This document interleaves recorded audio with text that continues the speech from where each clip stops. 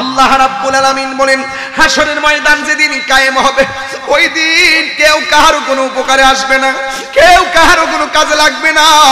এই কবরে একলা একলা পড়ে আছে, এক হাত দূরে আরেকটা ভাই পড়ে আছে, আরেক হাত দূরে আরেকটা ভাই পড়ে আছে, আরেকটা দূরে আরেকটা ভাই পড়ে আছে। এই কবরে আযাব হইতেছে, পাশের মানুষ জানে না। ওই কবরে আযাব হইতেছে, পাশের মানুষ জানে না। হাশরের ময়দানে মানুষ নাফসি নাফসি। হায়রে কেন মাদ্রাসাটা দরকার, কেন গুরুস্থানটার পাশে মাদ্রাসাটার প্রয়োজন? এই পোলাপানগুলা যখন মাদ্রাসা থেকে বের হবে, এই পোলাপানরা যখন গুরুস্থানের পাশ দিয়ে হাইটা যাবে, আল্লাহ রাব্বুল আলামিন কবরের আযাব ক্ষমা করে দিবে।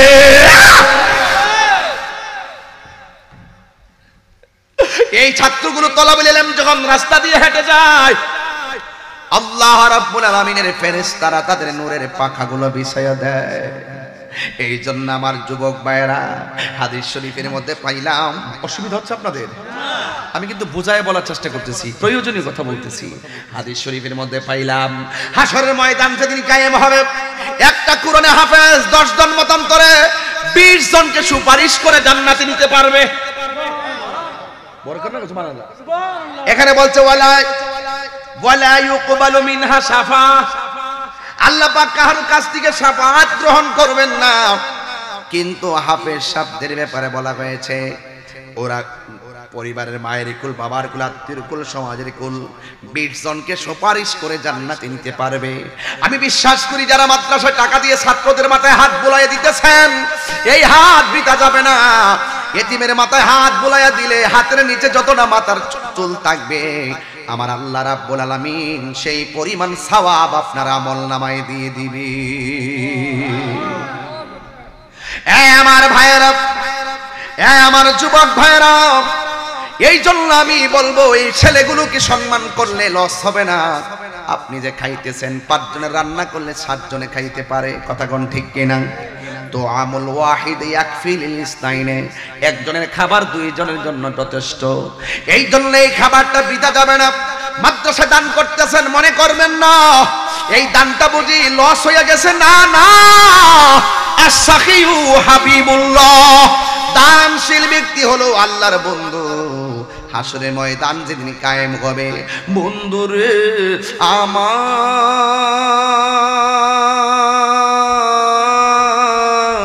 ও ব্রাহ্মণ গ্রামের বাবা, হাশরের ময়দান যেদিন কায়েম হবে, সেই দিন মানুষ নাফসি নাফসি বলে কাঁদবে।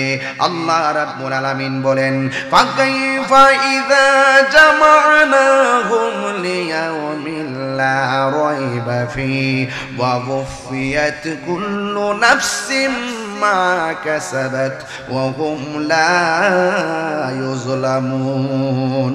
ওই দিনটাকে তোমরা ভয় করো। ওই দিনটা কেমন হবে? যখন আল্লাহ তোমাদেরকে একত্রিত করবে, যেই দিন আমার আল্লাহ রাব্বুল আলামিন তোমাদেরকে দুনিয়াতে যা করেছো তার প্রতিদান তোমার হাতে দিয়ে দেওয়া হবে। ও শুধুমাত্র তাই নয়, ওয়া হুম লা ইউযলামুন, আল্লাহ রাব্বুল আলামিন যারা পরিমাণ তোমাদের উপরে জুলুম করবে না। যদি আপনার অন্তর ঠিক থাকে, আপনি বান্দা থেকে বন্ধু হয়ে যাবেন।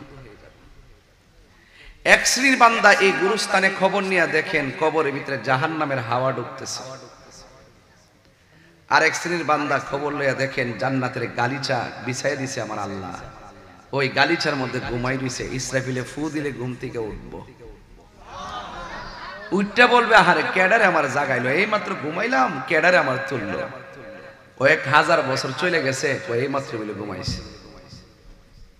আবার আরেক কিসিমের বান্দা খাওয়া দাওয়া করে ঘুমাইতেছে, নামাজ পড়তেছে, কোরআন তেলাওয়াত করতেছে, যেখানে খুশি সেখানে ঘুরতেছে। শুধু তাই নয়, আল্লাহর পক্ষ থেকে জান্নাতি খাবারও খাইতেছে। এক বান্দা আযাবে ভোগে, আরেক বান্দা ঘুমায়, আরেক বেটা খাবার খায়। বান্দা কিন্তু তিনিও, আমিও, আরেকজন। কিন্তু বোঝা গেল কিছু বান্দা পুরস্কৃত হবে, আবার কিছু বান্দা তিরস্কার হবে। কিছু বান্দা জান্নাতে যাবে, কিছু বান্দা জাহান্নামে যাবে। আল্লাহ বলছেন 2টা গুণ যার মাঝে থাকবে সে জান্নাতে যাবে। এই দুইটা গুণের বাইরে যারা আছে একটা মানুষও লাভবান হতে পারবে না, একটাও না, সব ক্ষতিগ্রস্ত। এটা কি মোল্লার কথা নাকি আল্লাহর কথা?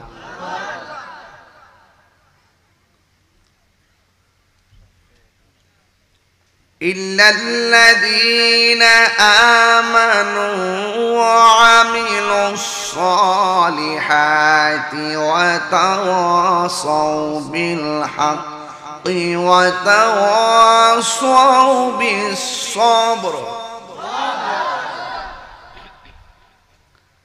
আল্লাহ বলছেন যারা ঈমানদার আর যারা নেক আমল করে এরা ছাড়া পৃথিবীতে যত বান্দা আছে ইন্নাল ইনসানা লাফি খুসর, সব মানুষ ক্ষতিগ্রস্ত।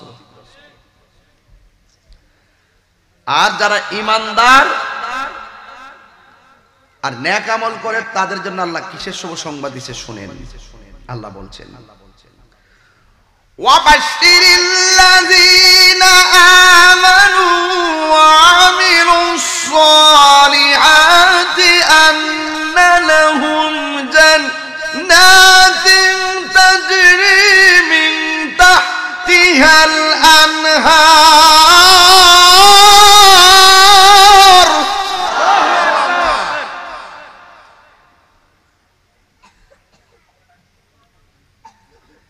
যারা ঈমানদার, যারা নেক আমল করে এরা জান্নাতের মধ্যে বাস করবে। জান্নাতের শুভ সংবাদ তাদের জন্য যারা আল্লাহর বন্ধু হয়। যেরকম না সুবহানাল্লাহ।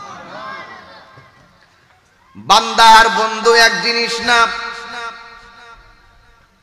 বান্দার মধ্যে কিছু বান্দা আল্লাহর বন্ধু হয়, আল্লাহর খাঁটি বান্দা হয়, আবার কিছু কিছু বান্দা আল্লাহর সঙ্গে নাফরমানি করে পশুর চাইতে আরো নিকৃষ্ট হয়ে যায়, পশুর চাইতে আরো নিকৃষ্ট হয়ে যায়।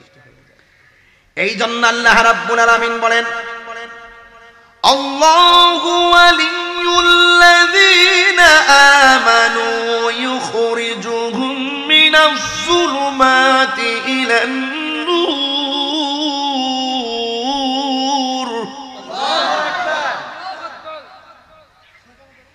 যারা ঈমান এনেছে তাদের অভিভাবক হলো একজন, জবান খুলে কোন তিনি কে? এ আওয়াজে মানি না, জবান খুলে বলো তিনি কে? ইউখরিজুহুম মিনাজ যুলুমাতি ইলান নূর। আর যাদের অভিভাবক আল্লাহ হয়ে যায়, আল্লাহ রাব্বুল আলামিন তাদেরকে অন্ধকার থেকে আলোর দিকে নিয়ে আসে। ওয়াল্লাযীনা কাফারু আউলিয়াউহুমুত তাগুত ইউখরিজুনাহুম মিনান নূরি ইলাজ যুলুমাত উলাইকা আসহাবুন নারি হুম ফিহা খালিদুন।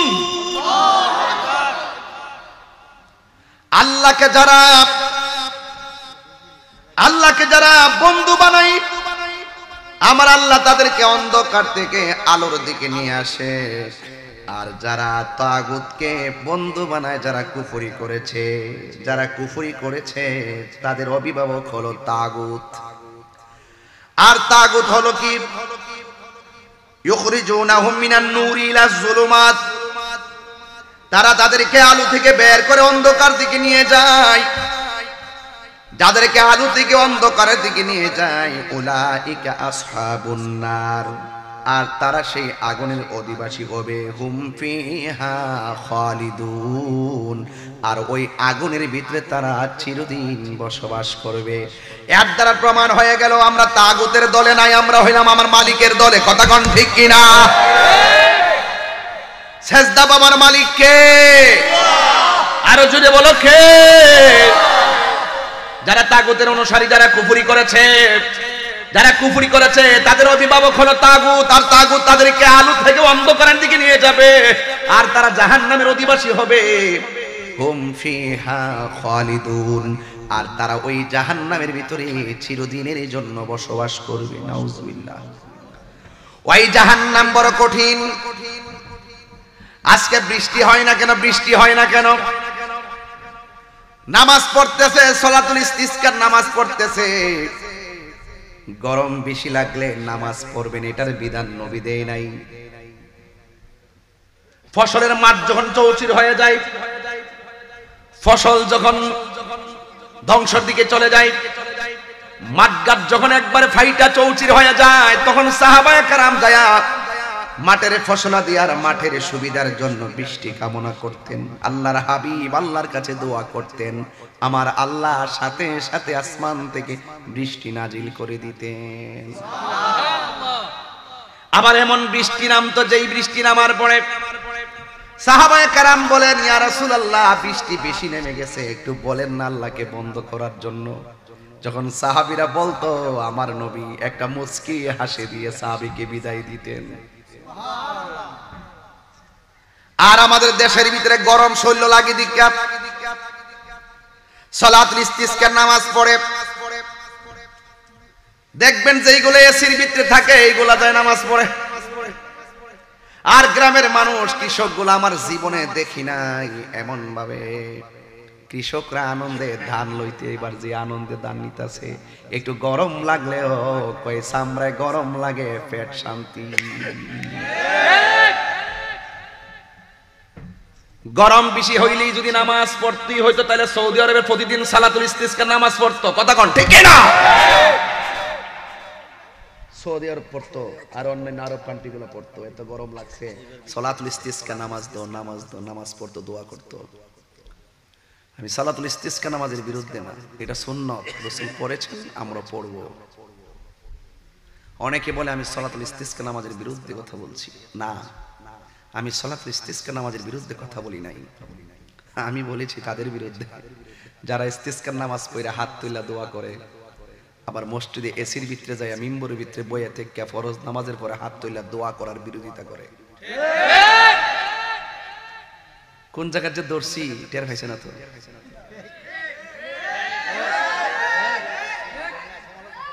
কি ঠিক আছে? আমার কথা ঠিক আছে? হ্যাঁ, আমি কি সালাতুল ইস্তিসকার নামাজের বিরুদ্ধে কথা বলছি? কোন কিতা করবেন কোন? আমনে শহর থেকে এসির ভিতর থেকে বাইরে তো গরম বেশি লাগে, এটা তো তাপ বেশি লাগবে। আর যেটি দান লইতাছে এরা আসলে রোদ লাগবেই না, লাগবেই না।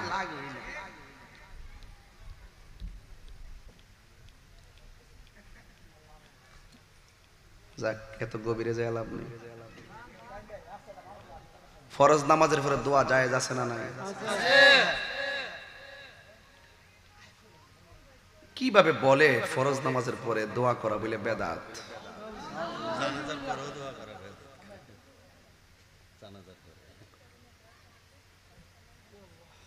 আমি তো নাম কই না, নাম কইলে বাইরে লিয়ে যাবো, এজন্য কই না। নামের কাম না, বাদ দে। চিনে না, না চিনলি বালা, বাদ দে। কথা কোন ঠিক কিনা? কয়ালাইন কয় না, কয়ালে আবার নামাই দিয়ে না মারো, তোমরা আবার সমালোচনা করো।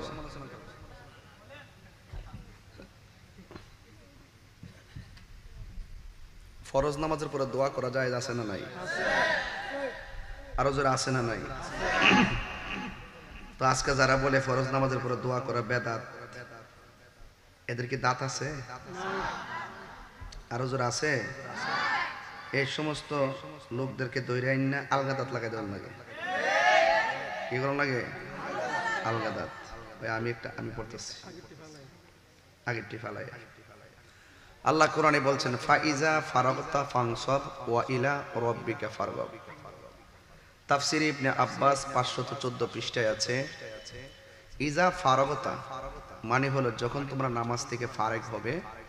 এখানে মিনাস সলা, নামাজ থেকে যখন ফারেক হবে, আল মাকতুবা মানে হলো ফরজ নামাজের পরে যখন ফারেক হবে, ফানসাব তখন তোমরা মশগুল হয়ে যাও। এটার মানে কি? এই মশগুলটা কিসে হবে? ফি দোয়া, দোয়ার মাধ্যমে। যদি কোনো সুবহানাল্লাহ। তাহলে তাফসীরে ইবনে আব্বাসের মধ্যে 514 পৃষ্ঠায় লেখা আছে, যখন তোমরা নামাজ থেকে ফারাগ হবে তখন তোমরা নামাজ শেষে ফরজ নামা, মাকতুবা মানে ফরজ নামাজ, ফরজ নামাজের পরে তোমরা দোয়ায় মশগুল হয়ে যাও। তাইলে মানে বোঝা গেল কোরআনের আয়াত টু তাফসীর দিয়ে আমরা প্রমাণ পেলাম ফরজ নামাজের পরে দোয়া করা জায়েজ। আরেকটা হাদিস হলো তিরমিজি শরীফের মধ্যে উল্লেখ আছে 3249 নম্বর হাদিস। সেখানে হযরত আব্দুল্লাহ বিন আব্বাস রাদিয়াল্লাহু তাআলা আনহু নবী করিম সাল্লাল্লাহু আলাইহি ওয়াসাল্লাম থেকে বর্ণনা করেছেন, আল্লাহ তাআলা তাকিদ করে বলেছেন যে হে মুহাম্মদ সাল্লাল্লাহু আলাইহি ওয়াসাল্লাম, যখন আপনি নামাজ থেকে ফারিগ হবেন তখন এ দোয়া করবেন যে হে আল্লাহ, আমি আপনার নিকট ভালো কাজের তৌফিক কামনা করছি এবং মন্দ কাজ থেকে বিরত থাকার ব্যাপারে সাহায্য চাচ্ছি এবং আপনার দরবারে মিসকিন অর্থাৎ আল্লাহওয়ালাদের মহব্বত কামনা করছি। জোরকান মারহাবা। এখন এখানেও তিরমিজি শরীফের মধ্যে হাদিস পাইলাম নামাজের পরে, নামাজ থেকে ফারিগ হওয়ার পরে দোয়ার কথা বলা আছে। এখন তারা প্রশ্ন করে যে রাসূলুল্লাহ সাল্লাল্লাহু আলাইহি ওয়াসাল্লাম হাত তুইলা দোয়া করেন নাই। এটা আসেন বুখারী শরীফের 6341 নম্বর হাদিসের মধ্যে আসছে। হযরত আবু মুসা আশআরী রাদিয়াল্লাহু তাআলা আনহু থেকে বলেন রাসূল করিম সাল্লাল্লাহু আলাইহি ওয়াসাল্লাম দোয়ার জন্য উভয় হাত উত্তোলন করতেন, যার দরুন আমরা তার বগলের সাদা অংশ আমরা দেখতে পেতাম। জোরে বলেন না সুবহানাল্লাহ। বগলের শুভ্রতা আমরা লক্ষ্য করতাম। জোরে বলেন না সুবহানাল্লাহ। তাইলে বোঝা যায় আল্লাহর হাবিব সাল্লাল্লাহু আলাইহি সাল্লাম নামাজের পরে হাত তুলে দোয়া করেছেন। এখন তারা বলে কি সম্মিলিত ভাবে ভাই আসছে ভাই ভাই আসেন বাইরে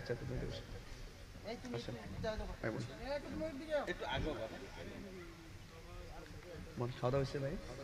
আচ্ছা, আরেকটা হাদিস তিরমিজি শরীফ থেকে আরেকটা হাদিস হযরতে তিরমিজি শরীফের 357 নম্বর হাদিসটা হযরত সাওবান রাদিয়াল্লাহু তাআলা আনহু থেকে বর্ণিত। রাসূল খুদা সাল্লাল্লাহু আলাইহি ওয়াসাল্লাম বলেন, কোন ব্যক্তি লোকদের ইমাম হয়ে, যদি কোনো ব্যক্তি অনেক লোকের ইমাম হয়, ইমাম হয়ে এমন হবে না যে সে তাদেরকে বাদ দিয়ে দোয়াতে কেবল নিজেকেই নির্দিষ্ট করে। যদি কোনো ব্যক্তি ইমাম হয়, অনেক লোকের ইমাম হয়, তার উচিত হবে না শুধু নিজের জন্য দোয়া করা, তার উচিত হবে সে তাদের সহিত সে যেন দোয়াতে যদি অন্যান্য লোকদেরকে বাদ দিয়ে যদি সে নিজের জন্য দোয়া নির্দিষ্ট করে, সে যেন সবার সঙ্গে বিশ্বাসঘাতকতা করলো। তার মানে বোঝা গেল রাসূলুল্লাহ সাল্লাল্লাহু আলাইহি ওয়াসাল্লাম ইমামতি করলে শুধুমাত্র একলা একলা দোয়ার জন্য উৎসাহ করেন নাই, বরং যারা একা একা দোয়া করে সকল জামাতের লোকদেরকে বাদ দিয়ে তাদেরকে বিশ্বাসঘাতকতা বলছেন। তো সুতরাং ইমাম সাহেবের উচিত হবে, হে আল্লাহ তুমি আমার মাফ করো, তুমি আমাদেরকে মাফ করো। জোরে বলেন সুবহানাল্লাহ। তাইলে সবাইকে উদ্দেশ্য করে দোয়া কথা এখানে আছে, তার মানে এর দ্বারা প্রমাণ হয় সম্মিলিত দোয়াও জায়েজ আছে। তাহলে এতগুলো দলিল থাকার পরে যারা বলে যে ফরজ নামাজের পরে দোয়া করা যাবে না, এটা বেদাত হবে, এবং যারা বলে এটা করা যাবে না, আমি তাদের বিরুদ্ধে বলছি, আমি সালাতুল ইস্তিসকার বিরুদ্ধে বলি নাই। সুতরাং আমি এমনে ধরি নাই। আপনি হাজার মানবতার কাজ করতে পারেন। আমাকে গতকালও একজন আমাকে অনলাইনে মেসেজ করছে যে তিনি একজন বড় হুজুর, আপনি ওনার বিরুদ্ধে ভেবে বললেন। আমি কই ভাই, আমার কথা হইল উনি যদি শরীয়ত, তরিকত, হাকিকত, মারিফত, কোরআন সুন্নাহর আলোকে সীমাবদ্ধতার ভিতরে থাকে, তাইলে আমি ওনাকে বড় হুজুর মানব। যদি উনি সীমাবদ্ধতার বাহিরে কথা বলে আমি কি মানতে পারবো? তো যেই লোকটা বলছে ফরজ নামাজের পরে হাত সম্মিলিত দোয়া করা বেদাত, রাসূল নাকি একটা হাদিসও নাকি নাই। আমি যে এতগুলো হাদিস কোরআনের আয়াত থেকে তাফসীর থেকে এই পর্যন্ত পড়লাম, যে এটা একা করা জায়েজ, এটা সম্মিলিত করাও জায়েজ। কথা কোন ঠিক না বেটি? তো সুতরাং যিনি এই কথা বলছেন যে ফরজ নামাজের পরে সম্মিলিত দোয়া করা যাবে না, তিনি আবার ওই দিন বলছে যে রাসূল করিম সাল্লাল্লাহু আলাইহি ওয়াসাল্লাম নবুয়ত 40 বছর পরে নবুয়তি পাওয়ার পরে নবী হইছে, এর আগে নাকি নবী ছিল না। তাইলে সেই শুধুমাত্র একটা আমলের বিরোধিতাই করে নাই, আমার রাসূল পাকের জাতের বিরোধিতা করেছে। কথা কোন ঠিক কিনা? এখন এই কসবাবাসীর কাছে আমার একটা প্রশ্ন, মনে করেন আমি অনেক দান করি, আমি অনেক মানবিক কাজ করি, এখন আমি যদি নবীর বিরুদ্ধে কথা কই, আমার এই মানবিক কাজের দাম আছে? আমার নামাজের দাম আছে? পাবলিকের দর্শে ভূতে, পাবলিক মনে করে জারিবের এত টাকা দান করতেছে, কি কত উন্নতি করতেছে, আর ওই দিক দিয়া নবী বিদ্বেষীর প্রোটেকশন দিতেছে। কথা কোন ঠিক না বে ঠিক? এই জন্য আল্লাহ কোরআনের মধ্যে এভাবে বলছেন যে যারা আল্লাহকে ছাড়া যারা কুফরি করেছে তাদের বন্ধু হলো তাগুত। আর তাগুতের কাজ হইল তাদেরকে আলো থেকে অন্ধকারের দিকে নিয়ে যাবে, আলো থেকে অন্ধকারের দিকে নিয়ে যাবে এবং তারা সেই আলো সেই অন্ধকারের মধ্যে তারা বসবাস করবে। হুম ফিহা খালিদুন, এবং তারা সেই অন্ধকারে চিরদিন বসবাস করবে।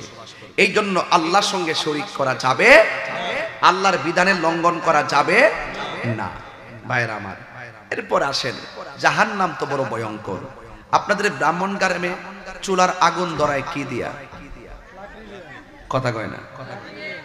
আর আল্লাহ রাব্বুল আলামিন বলছেন যারা কুফরি করবে, যারা আমি আল্লাহকে ছাড়া অন্য কোনো তাগুতের অনুসরণ করবে, তাদের ব্যাপারে আল্লাহ বলছেন ওয়াকুদুহান নাসু ওয়াল হিজারা উইদ্দাত লিল কাফিরিন।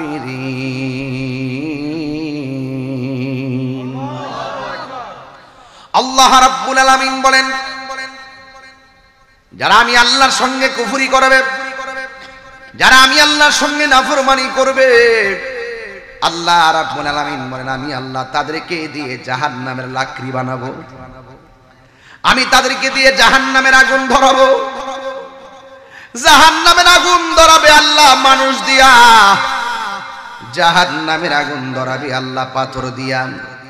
এই জন্য আল্লাহ রাব্বুল আলামিন বলেছেন যে এই আগুন দিয়া আমি আল্লাহ যেমন আগুন মানুষ দিয়ে আগুন ধরাবো, ওই আগুনের ভিতরে যারা বসবাস করবে এরা সবাই হলো কাফের। কথা বলেন ঠিক কিনা?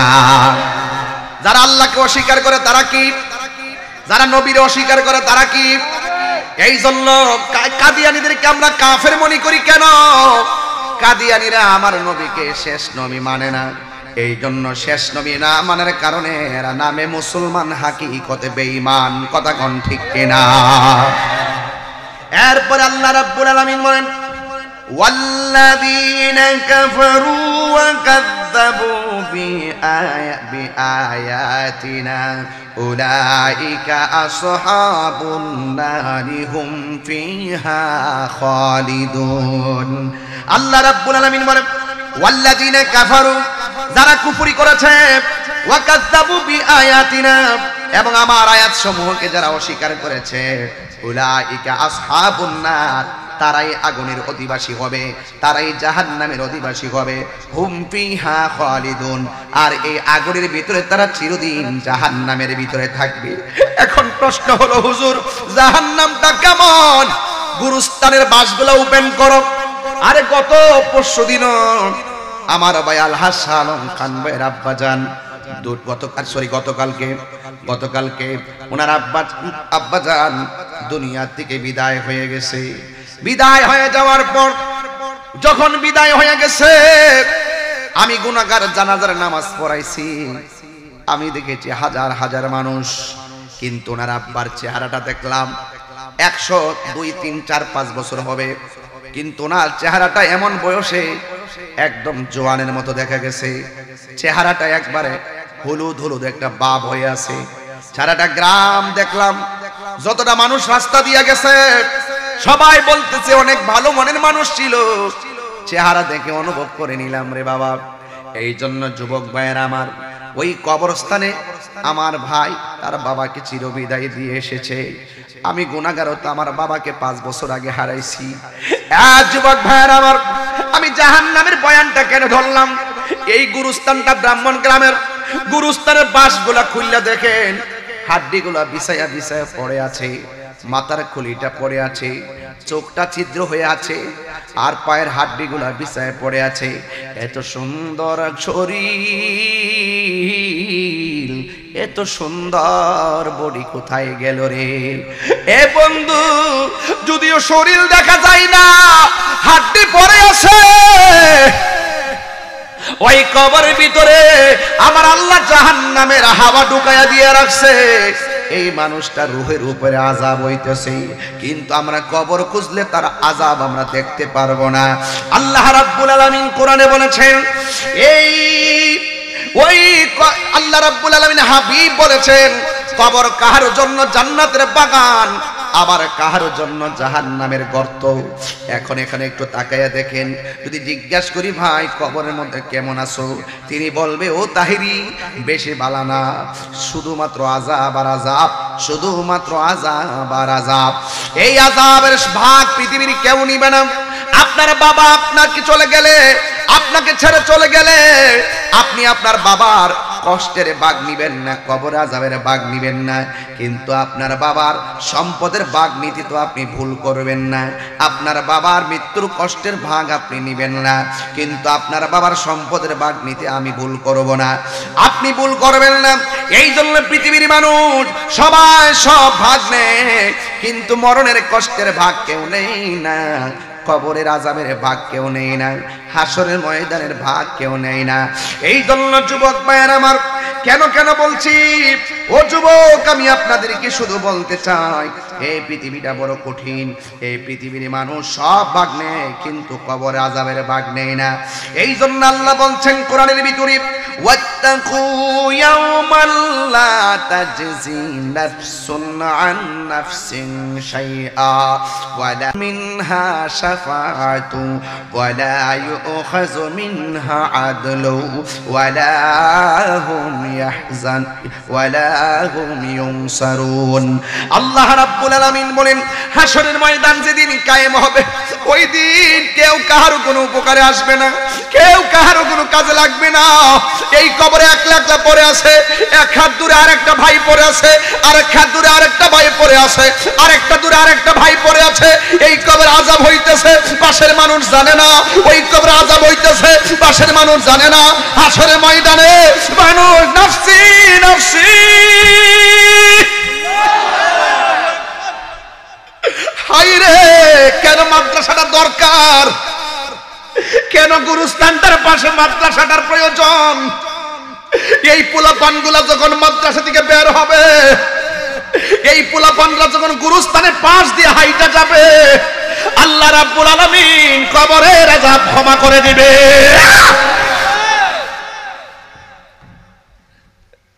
এই ছাত্রগুলো তলাবুল ইলম যখন রাস্তা দিয়ে হেঁটে যায়, আল্লাহ রাব্বুল আলামিনের ফেরেশতারা তাদের নূরের পাখাগুলো বিছায়া দেয়। এই জন্য আমার যুবক ভাইয়েরা, হাদিস শরীফের মধ্যে পাইলাম, অসুবিধা হচ্ছে আপনাদের?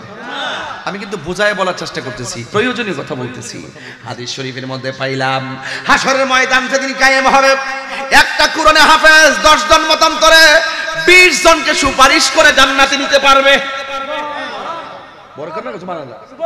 এখানে বলছে ওয়ালা ইউকবালু মিনহা শাফা, আল্লাহ পাক কারোর কাছ থেকে শাফাআত গ্রহণ করবেন না। কিন্তু হাফেজ সাহেবদের ব্যাপারে বলা হয়েছে, ওরা পরিবারের মায়ের কুল, বাবার কুল, আত্মীয় কুল, সমাজের কুল 20 জনকে সুপারিশ করে জান্নাতে নিতে পারবে। আমি বিশ্বাস করি যারা মাদ্রাসায় টাকা দিয়ে ছাত্রদের মাথায় হাত বুলাইয়া দিতেছেন, এই হাত বৃথা যাবে না। এতিমের মাথায় হাত বুলাইয়া দিলে হাতের নিচে যতটা মাথার চুল থাকবে, আমার আল্লাহ রাব্বুল আলামিন সেই পরিমাণ সওয়াব আপনার আমলনামায় দিয়ে দিবে। আমার ভাইয়েরা, আমার যুবক ভাইয়েরা, এই জন্য আমি বলবো এই ছেলেগুলোকে সম্মান করলে লস হবে না। আপনি যে খাইতেছেন, 5 জনের রান্না করলে 7 জনে খাইতে পারে, কথা কোন ঠিক কিনা? তো আমল ওয়াহিদ ইয়াকফি লিল ইসনাইনে, একজনের খাবার 2 জনের জন্য যথেষ্ট। এই জন্য এই খাবারটা বৃথা যাবে না। মাদ্রাসা দান করতেছেন, মনে করবেন না এই দানটা বুঝি লস হয়ে গেছে, না না। আস-সাখিয়ু হাবিবুল্লাহ, দানশীল ব্যক্তি হলো আল্লাহর বন্ধু। হাসরের ময়দান যেদিন কায়েম হবে, বন্ধুরে আমার,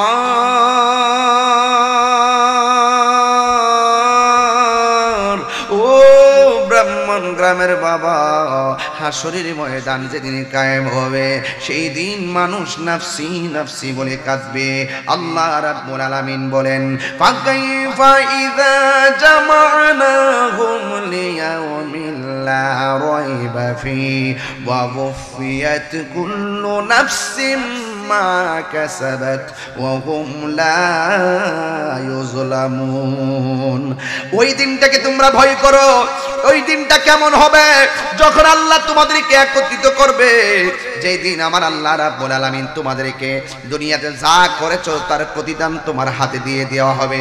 ও শুধুমাত্র তাই নয়, ওয়াহুম লা ইউজলামুন, আল্লাহ রাব্বুল আলামিন যারা পরিমাণ তোমাদের উপরে জুলুম করবে না।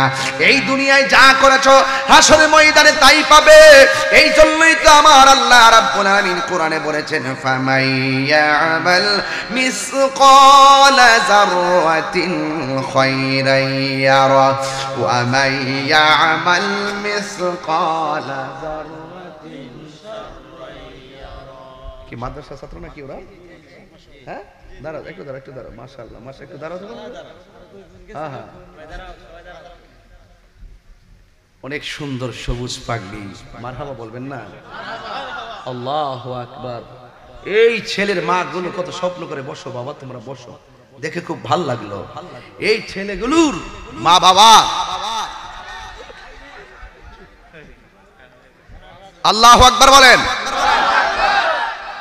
লা ইলাহা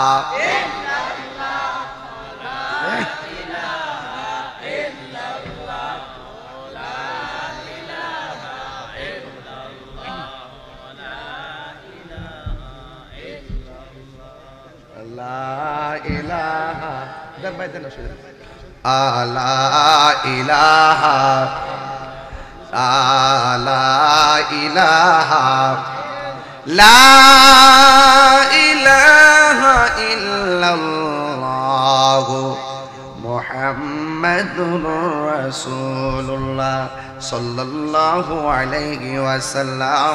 চিৎকার মেরে কন্যা সুবহানাল্লাহ। আমার কথার ভিতরে যুক্তি আছে না নাই?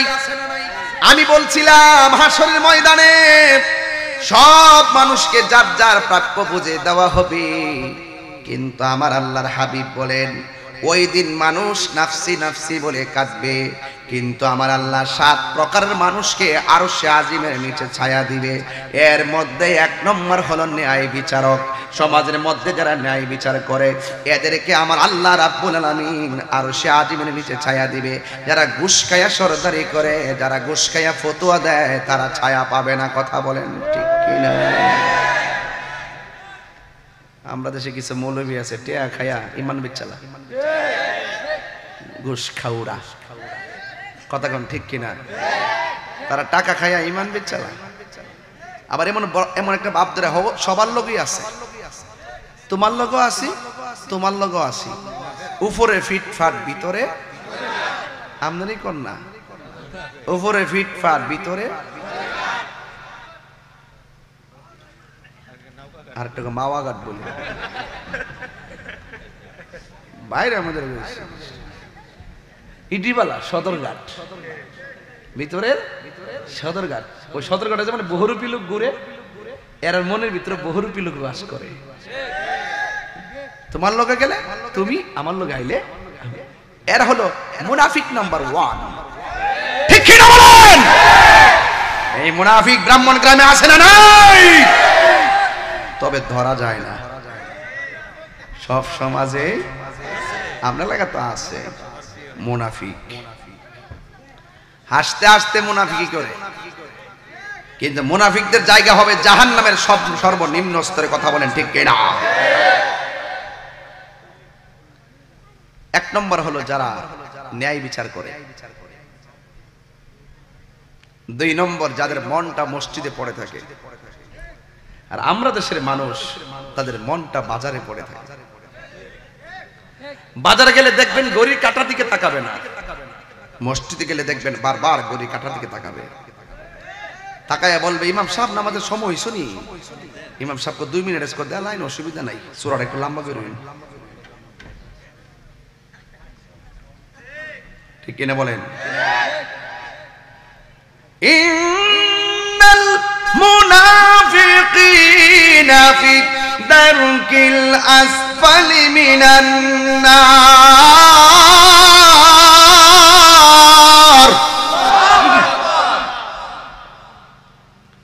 মুনাফিকদের জায়গা হবে জাহান্নামের সর্বনিম্ন স্তরে। ঠিক কিনা? সবচাইতে বেশি মুনাফিক সাপ্লাই হয় বাজারে।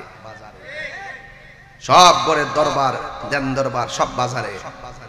রাসূল বলেন বাজার হলো সবচাইতে নিকৃষ্ট জায়গা, আর সবচাইতে উত্তম জায়গা হলো আল্লাহর ঘর মসজিদ। রাসূল বলেন ওই মসজিদের প্রতি যার মনটা পড়ে থাকে, জিকির করলে যার মনটা পাগল হয়ে যায়, ইবাদতটা ছুটে গেলে মনটা খারাপ হয়ে যায়, ইবাদতটা করতে পারলে মনটা শান্তি লাগে, এইরকম ইবাদতের টেস্টফুলি পারসনদের জন্য আল্লাহ রাব্বুল আলামিন আরশে আজিমের নিচে ছায়ার ব্যবস্থা করে দিবেন। 3 নম্বর as-সাখী, যারা দানশীল ব্যক্তি, যারা দান করে, এদের জন্য আল্লাহ রাব্বুল আলামিন আরশে আজিমের নিচে ছায়ার ব্যবস্থা করবেন।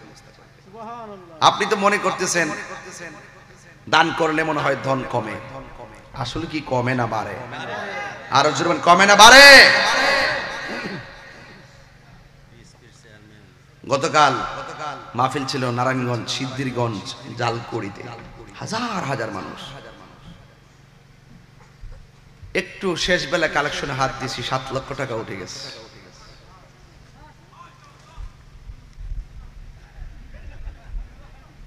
ও তো মাশাআল্লাহ ভালো কথা বলছে, আপনি হাসি দিয়া কোন সাল্লাহ কইলেন? আহা কি কইতাম রে বাবা। এই মাদ্রাসাটা হোক, আমরা চাই কি চাই না? এই যে কোরআনের পাখিগুলো দেখতেছেন, মায়া লাগেনি? কথা কয় না, আরে মায়া লাগেনি? এই পোলা পান্ডি টিনের করে কষ্ট করে, যত তাড়াতাড়ি সম্ভব তাদেরকে জায়গা করে দেন। জায়গার দরকার আছে তো? আছে ইনশাআল্লাহ। যুবক ভাইরা, এখানে অনেকগুলো মানুষ খুব মনোযোগ দেখা যাচ্ছে, ওয়াজ শোনার জন্য খুব ফান পেতে আছে। আল্লাহ কবুল করুক, আমিন কোন। হাসর মাঠে কেউ কার কোনো উপকারে আসবে? 3 নম্বর। 4 নম্বর হইল আল্লাহর জন্য কেউ কাউকে ভালোবাসে। আমি সালম ভাইকে ভালোবাসি, তিনি নবীকে ভালোবাসেন। এই জন্য আমি যদি নবীকে ভালো না বাসতাম, আমাকে কি তিনি ভালোবাসতেন? রাসূল বলেন আল্লাহর জন্য কেউ কাউকে ভালোবাসে, নবীর জন্য কেউ কাউকে ভালোবাসে, এইরকম ভালোবাসার মানুষদের জন্য আল্লাহ রাব্বুল আলামিন আরশে আজিমের নিচে ছায়ার ব্যবস্থা করে দিয়েছেন। এই ভালোবাসা আমরা চাই কি চাই না? আরেকটা আছে, এটা কি গেছে? ধরেনি ওহন আছে নাকি? আরে ধরেন না, জলফই ধরছে, মনে করেন ধরছে রে, ওরস না 1 কেজি ভাইরা লইয়া, 1 কেজি ভাইরা লইয়াস না। তখন হে কইব যে হুজুর উই রেলানি গুড়া 3 জন লোক আর হইছে, দেখ লাইব। এটা এক জিনিস। আবার আমি কোয়ার পরে উঠতে গেছে গা, ওটার পরে আমি আর কইলাম যে কই মানুষ নাই থাকতা কইরা ফেরালা। হ্যাঁ আমার কইতাছে হুজুর মানুষ না থাকতে পারে, আল্লাহ তো দেখতেছে। তখন আমি কইলাম যে হয় এটা তো কত হইল, তাই লাইমে গেছে গা। রাসূল বলেন এই লোকটির জন্য যাদের সামনে গুনাহ করার সুযোগ আছে, যাদের সামনে চুরি করার সুযোগ আছে, যাদের সামনে অন্যায় করার সুযোগ আছে, আরে জিনা করতে যাইও কাপড় চোপড় খোলার পরও সে বিচার করে না, ফল গাছে উঠে আম চুরি করতে যাইও আরেকজনের আম চুরি করে না। কথা বলেন ঠিক কি না? সে ভয় করে। আল্লাহু আকবার। ইয়া রাসূলুল্লাহ আমরা আছি সেখানে, আমরা আছি সেখানে, জিন্দাবাদ জিন্দাবাদ। আজকে আমি যখন ভাই ওইয়াতে আসছি, এই মুরের মধ্যে আসছি, আমি যখন ঢুকছি মুরের মধ্যে, তখন ভাবছিলাম যে আমি আইসা ডাইরেক্ট মাইক ধরবো। তা আমার গায়ে আজকে একটা সিম্পল পাঞ্জাবি, তার কারণ আছে, কইতাছি আমি গেছিলাম ব্রাহ্মণবাড়িয়াতে একটা গুরুত্বপূর্ণ কাজে, তো মনে করছি কাজটা 2-3 ঘন্টায় শেষ হয়ে যাবো, শেষ পর্যন্ত বেশি সময় লেগে গেছে। ওখান থেকে আর বাড়িতে ঢুকি না, ডাইরেক্ট এসে পড়ছি। ভাবছিলাম যে বাড়িতে যাই ফ্রেশ হয়ে আমি আসবো, আর কার কোথাও নাই, এভাবে চলে আসছে। তা আমি মনে মনে ভাবছিলাম যে ডাইরেক্ট ওয়াজ উঠে যাব, গাড়িটা এখানে দাঁড় করাইছি। এখন এরা বলতেছে হুজুর অল্প কটা খাইয়া নেন। চলে গেলাম খাইতে, পরে বাইরে দেখলাম আর জাহের বাইরে দেখলাম দাঁড়ায় রইছে আমার গাড়িটার সামনে। আবার হানিফ বলতেছে জাহির ভাই গাড়ি দিলে খাওয়ার জন্য, তার ড্রাইভার গাড়ি টান দিছে, জাহির ভাই আসতেছে। তো আমার গাড়ি দাঁড়াইছে, জাহির ভাই আমার সালাম দিছে, আমিও দেখছি। তো আমিও গাড়ি টান দিছি, একটু পরে জাহির ভাই কই যে আমার পকেট থেকে মোবাইলটা নিয়ে গেছে। পকেটে নিছে 30,000 না 40,000 টাকা, 200 কম 30,000 টাকা নিয়ে গেছে। তার এখানে কিছু ভোটার আইডি কার্ড, বিভিন্ন সংগঠনের কার্ড ছিল, এগুলো আছে না, এটা নিয়ে গেছে মনে, চশমাটা আছে। তাইলে টাকা সব নিয়ে গেল, মোবাইলটা নিয়ে, মোবাইলটা দামি অ্যান্ড্রয়েড সেট স্যামসাং নিয়ে গেছে। সে যদি আল্লাহকে ভয় করতো, আরে জাহের মেয়ে দেখে না, আল্লাহ তো দেখতেছে। যদি কেউ নিয়ে থাকে, যে নিছেন গুরুস্থানটা সামনে লিয়া কই দিয়া দিয়েন, নাইলে আপনার ক্ষতি হবে।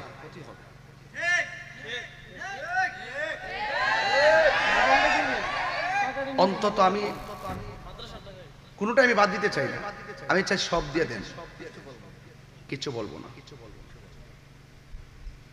মোবাইলটা 5 থেকে 6,000 নাম্বার আছে। উনি ব্যবসায়ী মানুষ, উনি সাংগঠনিক মানুষ, উনি দানবীর মানুষ, ওনার অনেক জায়গার নাম্বার আছে। আপনি মোবাইলটা অন্তত পক্ষে যে জায়গা দিয়া গেলে আমাদের পরিচিত কেউ নজরে পড়লো, বুঝবে যে এটাই মুখের মোবাইলটা, দিয়ে দিবে, দিয়ে দিয়েন। উপরে আমার ছবিও আছে, মুফতি গোলাম কিবরিয়া সাহেবের ছবিও আছে। আল্লাহর রাস্তে ফাড়ক ধরে কই দিয়ে দিয়েন। শুনেন, আমি গতকাল হিসাব করে দেখলাম আমি প্রায় 2.5 কোটি টাকার মালিক। কত? গতকাল আমি দেখলাম 2.5 কোটি টাকার মালিক। না, ওখান যদি দুদুক শুনে আমার আইব দর্ত।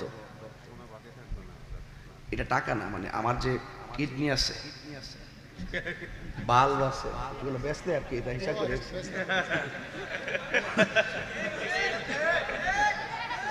শরীরের যে পার্টস আছে, আমি কই কেরারা কই, শরীরের যে পার্টস আছে, চোখ আছে, মগজ আছে, সব মিলাইছি, একটা জিনিস মিলাইতে পারছি না।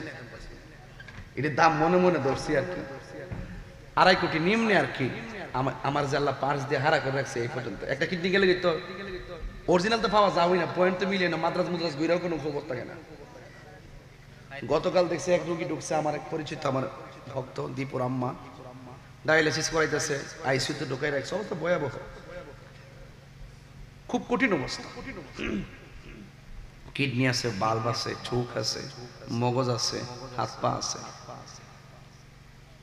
এগুলোর হিসাব মিলে লাস্টে একটা হিসাব মিলে তেমন পারছি না। এটা হইলো মগজের উপরে যে সারার নিচে যে মগজটার যে বাইন্ডিং দিছে রক দিয়া, এই রক গুলা নাকি কয়েক বিলিয়ন কিলোমিটার, কয়েক বিলিয়ন কিলোমিটার লম্বা। মনে মনে ভাবতেছি, যেখান থেকে কথা বলতেছি, এখান থেকে আমি কথা বলতেছি, এইটা আমি যে কথা বলতেছি এখান থেকে অর্গানাইজ হচ্ছে, কিন্তু এখান থেকে হচ্ছে না, এখান থেকে হচ্ছে, এখান থেকে লেখে, এখান থেকে ধারণ করে, ঠিক আছে? তো এখান থেকে যে লিখতেছে তো বুঝতেছে, তো এখান থেকেই কথা বের হচ্ছে। ওই যে কারেন্টের তার দেখেন, এখান থেকে এখানে আসছে, হিসাব মিলে দেন কত টাকার গজ হইব। আর এই তার যে সার্কুলেশন দিয়ে আমাকে বাইন্ডিংটা করছে, কত বিলিয়ন, কত কিলোমিটার লম্বা। হুজুর জিকির করবেন, এটা তো আসই, আজকে কেউ যাইতো না, আমরা যে আরামে বইছি, এটা একটা খানকার মাহফিলের মতো, ঠিক না? মানে সত্যি করে ভালো লাগতেছে নি, আর লাস্টে জিকির করলে কি তোমার সুবিধা দিব? আজকে আমরা সবাই বইয়া থেকে ফিলিস্তিনে লেগে দোয়া করে যাবো, আমিন কোন নাকি লেগা? আরে ঠিক আছে, তো বুঝতেছি তো বাবা।